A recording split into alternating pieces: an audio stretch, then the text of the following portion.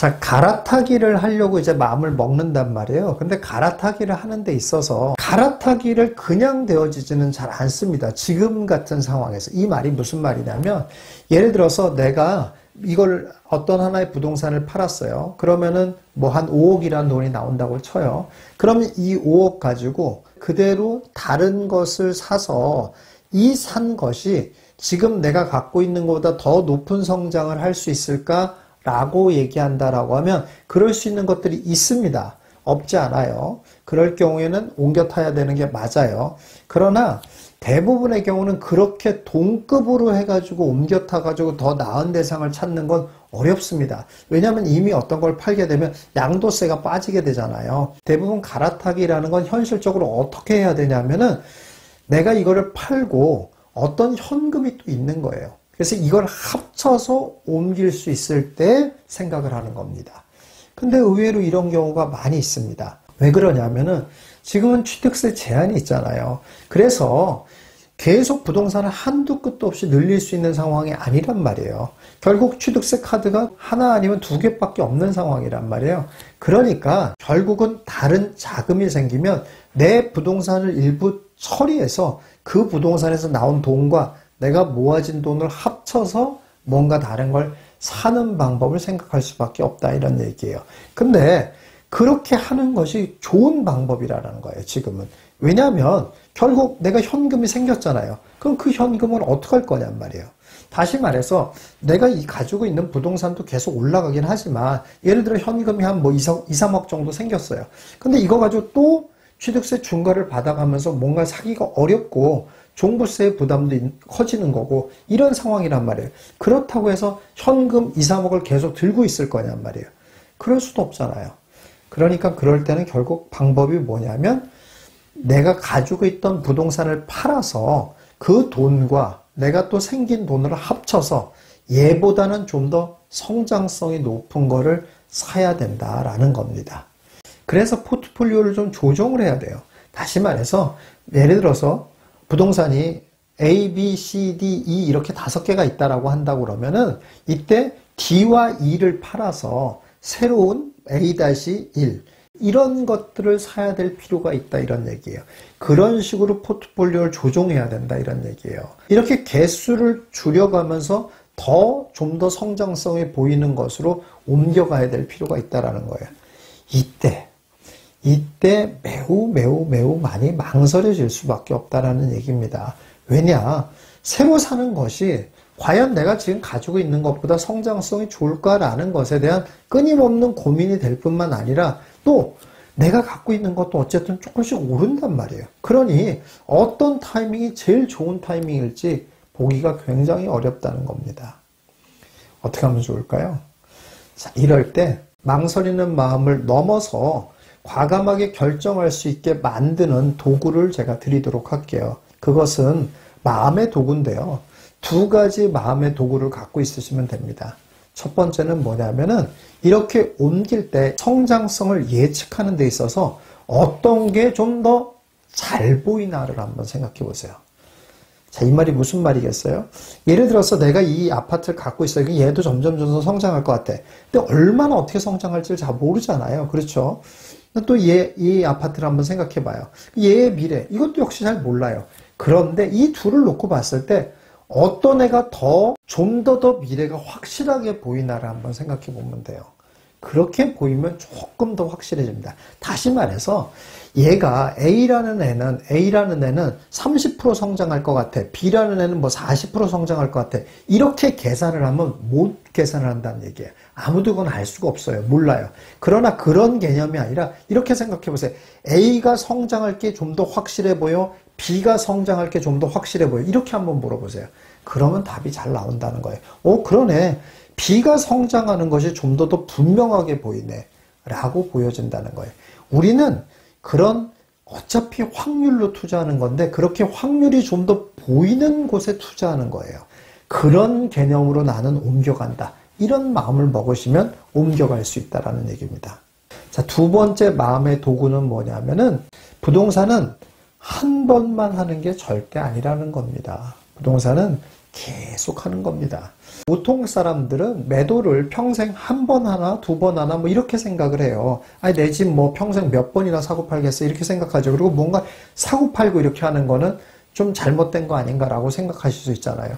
전혀 그렇지 않다라는 겁니다. 부동산은 나의 필요를 채워주는 실용적인 수단이기도 합니다만은 유일하게 투자 수단이지 않습니까? 그런 투자 수단을 오히려 적당한 때에 잘 팔려고 하지 않는다는 것은 이 자본주의를 살아가는 기본기가 전혀 안 돼 있는 거예요. 그럼 나는 돈을 안 벌어도 괜찮아 라고 말하는 거나 똑같습니다.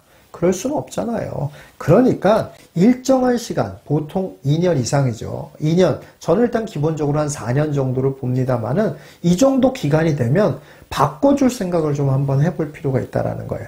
예전에는 제 책에서도 얘기한 것처럼 취득세 제한이 없는 경우는 부동산을 계속 늘려가는 게 정답이에요. 그러나 지금같이 취득세 제한이 있는 경우는 부동산을 계속 늘려갈 수가 없단 말이에요. 그러니까 어느 정도에서 멈추고 어느 정도 시간이 되면 계속 갈아타기를 해줘야 되는 시대로 바뀌었다는 겁니다. 그렇기 때문에 그렇게 바꿔가야 되는데 이때 바꿔갈 때 마음을 어떻게 먹으셔야 되냐면은 내가 내 평생 한 번 하는 거니까 모든 신경을 다 집중해서 해야 돼 라고 하지 마시라는 겁니다. 어차피 여러 번 할 거예요. 여러 번 할 거니까 이번 한 번이 적당히 괜찮기만 하면 되는 거예요. 이런 조금은 가벼운 마음을 하셔야 된다는 거예요. 야구 선수가 타석에 들어설 때마다 내가 이번에 홈런을 치겠어. 이렇게 마음 먹고 만약에 타석에 들어선다고 하면 어떻게 되겠습니까? 보나마나 매번 삼진 아웃을 당할 거예요. 너무 어깨에 힘이 들어가서. 그냥 안타 정도만 때려야 되겠다라고 했는데 어떻게 잘 맞으면 홈런이 나오는 겁니다. 부동산 투자도 그렇습니다. 저 역시 그렇습니다. 제가 무슨 홈런을 다 예측하고 하는 게 아니에요.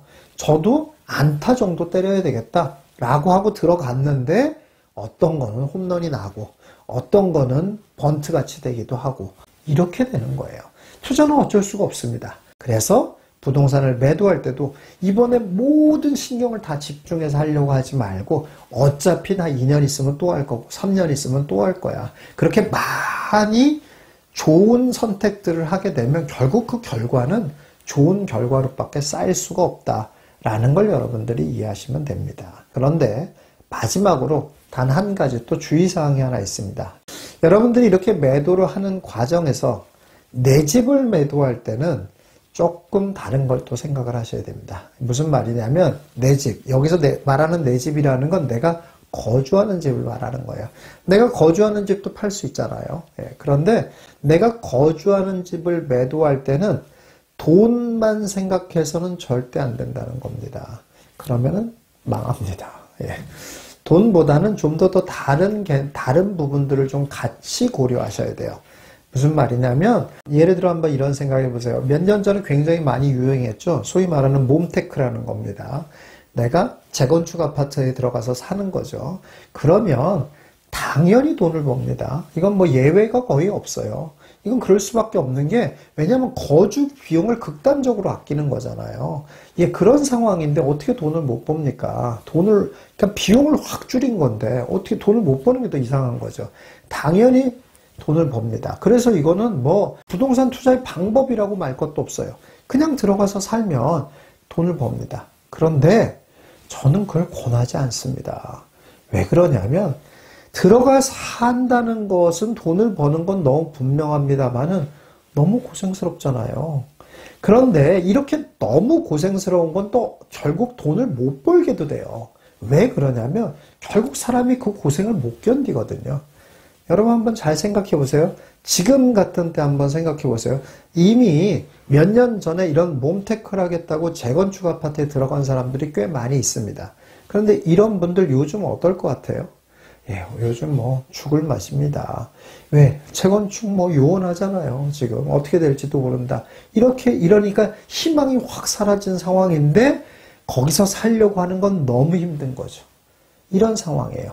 그러면 과연 그분들이 정말로 재건축으로 해서 큰 빚을 보는 그날까지 계속 몸테크를 잘 할 수 있을까요? 그 전에 아마도 스트레스 받아서 병나지 않을까요? 이럴 수도 있다라는 거예요.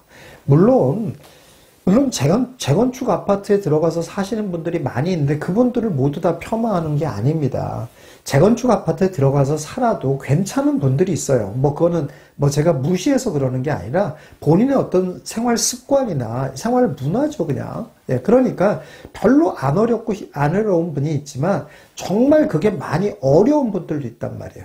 그런 분들이 억지로 내 생활을 너무 낮춰가면서까지 그렇게 할 필요는 없다라는 거예요. 내 집에 내가 거주를 하고 있잖아요. 그러면 이게 그냥 단지 돈의 문제만이 아니라는 거예요. 여기에 많은 것들이 결부되어 있잖아요. 직장과의 거리도 그렇고 주변 이웃과의 거리, 또 자녀들 교우 관계, 이런 모든 게 다 걸려 있잖아요. 그런데 이 모든 것을 다 무시하고 오직 돈 때문에 내가 더 나은 곳으로 가야 돼 하고 팔아버리는 이런 일은 주의하셔야 된다, 이런 얘기예요. 늘 누차 강조해서 얘기합니다만은 결국 우리는 돈 버는 게 뭡니까? 내 생활을 좀 더 행복하기 위해서 돈을 버는 건데 너무 내 행복을 미뤄두게 되면 그럼 돈을 뭐하러 봅니까? 그렇잖아요.